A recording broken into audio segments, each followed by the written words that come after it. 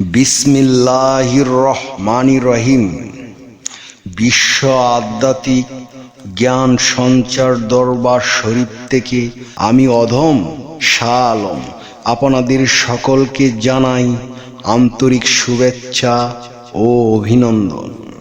আমার মুর্শিদ কেবলা গাউসুল আজম শামীম আলী চিশতির দরবার হইতে আরও একটি আলোচনা নিয়ে আপনাদের সামনে হাজির হইলাম। আশা করি সকলে ভালো আছেন এবং সকলেই মনোযোগ সহকারী এবং ধৈর্য সহকারী শুরু থেকে শেষ পর্যন্ত সম্পূর্ণ আলোচনাটি শুনুন। আমি যে আলোচনাটি নিয়ে আপনাদের সামনে হাজির হইলাম সেই আলোচনাটি হলেন ঐরূপ তিলে তিলে জপ মন সুতে, বুলো নারী মন অন্য বুলেতে। এই নিয়ে কিছু তত্ত্ব আলোচনা করিব, তাই সকলেই মনোযোগ সহকারী এবং ধৈর্য সহকারী শুরু থেকে শেষ পর্যন্ত সম্পূর্ণ আলোচনাটি শুনুন। সাধু বেশ ধারণ করে সাধুর মধুময় প্রেমের বাণী শুনিয়ে মানুষের মন গলিয়ে যারা প্রশংসা এবং বিনয়ময় আশা করি উপরে যোগীর অভিনয় কলা প্রদর্শন করি, কিন্তু মনে মনে মোহভোগে থেকে যায়। গুরু লালনের ভাষায় সেটাই নষ্টামি। উপদেশ দিয়ে মানুষকে সৎ হতে বলে নিজে তার বাস্তব দৃষ্টান্ত না হওয়া নষ্টামির নামান্তর। আজকের বিশ্ব সমাজের নেতৃত্ব এই জাতীয় নষ্ট লোকদের হাতে কুক্ষিগত। এদের মুখে শেখ পরিত আর বগলে ইট। সাইজি এদের মুখোশ খুলে দিয়ে গেছেন। আমরা মুহ পর্দায় চোখ মন ঢেকে রেখেছি। আমরা মুহ পর্দায় চোখ মন ঢেকে রেখেছি বলেই কানার মতো দুঃখের সংসারে বাধা পড়ে আছি। সংসার প্রবৃত্তি ওই নষ্টামির অংশ। কীর্তি যশের লোভেও মানুষকে নষ্টামির গোলা জলে ডুবিয়ে দেয়। সাধু না হয়ে সাধু সাজলে সাজা বুক আরো ভেড়ে যায়। ওই নাম তিলে তিলে জপ মন সুতে, নাম অর্থ গুণ। ভক্তের মনকে গুরুর গুণরাজি ধারণের যোগ্য সুতো বানিয়ে তাতে এক এক করে সাধুগুরু স্বভাব চরিত্রের গুলো ফুলের মতো ঘেঁটে ঘেঁটে ভাবের মালা তৈরি করতে হয় সার্বক্ষণিক সাধনার মাধ্যমে।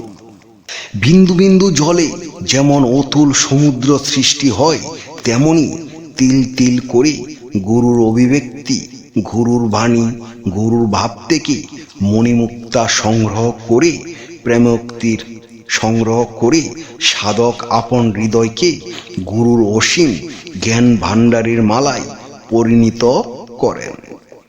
কেউ এক জনমে এ কাজ করতে পারেন, আবার কারো কারো 2 বা 3 জনম লেগে যায়। গুরুর নাম জপ করা মোটেই সহজসাধ্য নয়। তিল থেকে তাল হয় ভক্তি বিন্দু, মহাপ্রেম সিন্ধুর গভীর ধারণায় প্রবহমান হয়।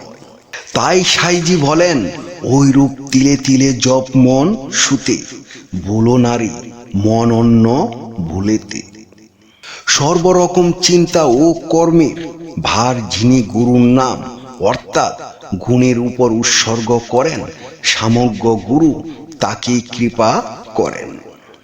নামের দোহাই অর্থাৎ সার্বক্ষণিকভাবে আমিত্বহারা হয়ে যে ভক্ত গুরুর সংযোগে থাকেন, প্রেমাবেশে মাতোয়ারা হয়ে তার প্রতি গুরু প্রসন্ন হন।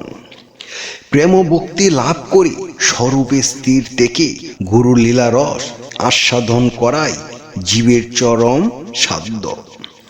এটাই সার্বভৌম ধর্ম। সাধনার দ্বারা চরম প্রেম ধর্মী উন্নতি হতে হয়।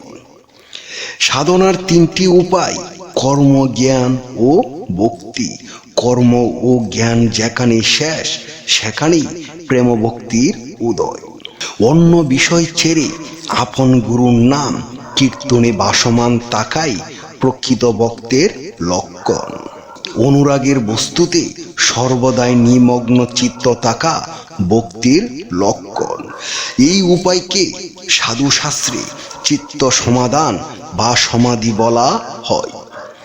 তাই জগৎগুরু কল্পতরু নাম কীর্তনে অন্যান্য চিত্ততাই হল গুরুর নামের দোহাই। আমার আলোচনার সর্বশেষ মূল কথা হলো নিজেকে চেনা ও জানা। নিজেকে জানা মানে শুধু নাম, পেশা বা রূপ জানা নয়, বরং আত্মার উৎস, উদ্দেশ্য ও শেষ গন্তব্য। যে নিজেকে চিনতে পারল সে তার রবকে চিনতে পারল, আর যে রবকে চিনতে পারল সে প্রকৃত মুক্তি ও শান্তি লাভ করল। নিজেকে নিজে চেনা যাবে না, তাই নিজেকে চেনার জন্য একজন চেনা লোক প্রয়োজন, আর সেই চেনা লোকটি হবে একজন কামেল মুর্শিদ। মনে রেখো, তুমি হাজার হাজার বই পাঠ করে মহাপণ্ডিত হয়েছ, অথচ তুমি কখনো তোমার নিজ দেহকে পাঠ করোনি। তুমি বহুবার ঈশ্বরকে পাওয়ার জন্য মন্দিরে, মসজিদে ও গির্জায় দৌড়িয়েছ, অথচ তুমি কখনো নিজের হৃদয়ের গভীরে তাকিয়ে দেখোনি। হে জগৎবাসী, মনে রেখো, অপবিত্র আত্মা জমজমের পানি দিয়ে গোসল করলেও পবিত্র হবে না, যতক্ষণ পর্যন্ত কামেল মুর্শিদের কাছে বায়াত না হবে। মুর্শিদ ব্যতীত পরিশুদ্ধ হবে না তোমার অপবিত্র মন, কারণ পরিশুদ্ধ আত্মা বিনে পাবে না স্রষ্টার দর্শন। আকাশ পাতাল খুঁজে কেউ পাইল না মাওলার সন্ধান, কামেল পীরের কাছে গেলে দেখাবে তার আসল স্থান।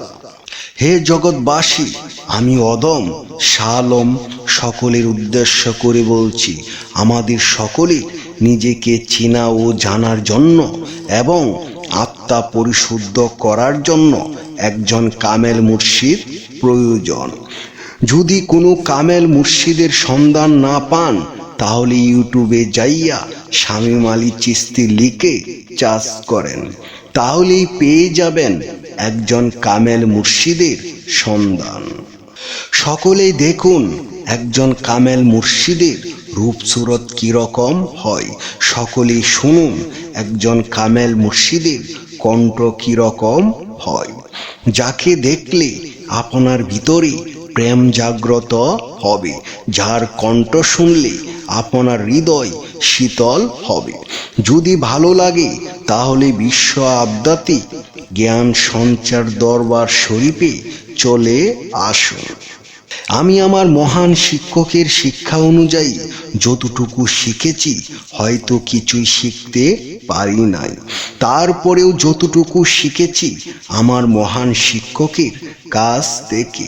আপনাদের সকলের নসিবেও এমন শিক্ষক মহান আল্লাহ তাআলা দান করেন, যার ভিতরে কোনো অহংকার নেই, যার ভিতরে কোনো অহমিকা নেই, যার ভিতরে কোনো হিংসা নেই, ছোট বড় কোনো বাজ বিচার নেই, সবাইকে সমান তালে ভালোবাসা প্রদান করেন। তিনি আর কেউ নন, তিনি হলেন সোনালী চন্দ্র রূপ লাভ করা আমার মহান পীর কেবলা জান গাউসুল আজম শামীম আলী চিশতি কামেলে মোকাম্মেল। জয় গুরু, জয় সুফিবাদ, জয় হোক পাক পাঞ্জাতন, জয় হোক বিশ্ব মানবতার, সুখী হোক সকল জীব। আমি যে আলোচনাটি আপনাদের সামনে করেছি, এই আলোচনাটি আপনাদের কাছে কতটুকু ভালো লেগেছে? যদি ভালো লেগে থাকে তাহলে আমাদের এই চ্যানেলটি সাবস্ক্রাইব করে দিবেন, সামনে ভালো ভালো আলোচনাগুলো পেয়ে যাবেন। এবং আপনারা সামনে কী ধরনের আলোচনা চান আমাদেরকে কমেন্টে জানাবেন। আমরা চেষ্টা করিব আপনাদের পছন্দ মতো আলোচনা নিয়ে আসতে। আমার এই আলোচনাটি করতে যাইয়া কথা ভাষা ছন্দে যদি কোনো ভুল হইয়া থাকে, সকলেই আমাকে ক্ষমা ও সুন্দর দৃষ্টিতে দেখবেন। সকলে আমার জন্য দোয়া করিবেন, আমি যেন আপনাদের সামনে ভালো ভালো আলোচনাগুলো নিয়ে আসতে পারি এবং শুনাইতে পারি। সর্বশেষে সকলের চরণে হাত রেখে একটি কথা বলতে চাই, আল্লাহ গোপনেরও গোপন। সেই গোপনকে পাইতে হলে একজন কামেল মুর্শিদের কাছে যাইয়া বায়াত গ্রহণ করে সেই গোপন ইবাদত ও গোপন সাধনার মাধ্যমে আল্লাহকে লাভ করিতে হইবে। সকলে ভালো থাকবেন, সুস্থ থাকবেন। আল্লাহ হাফিজ।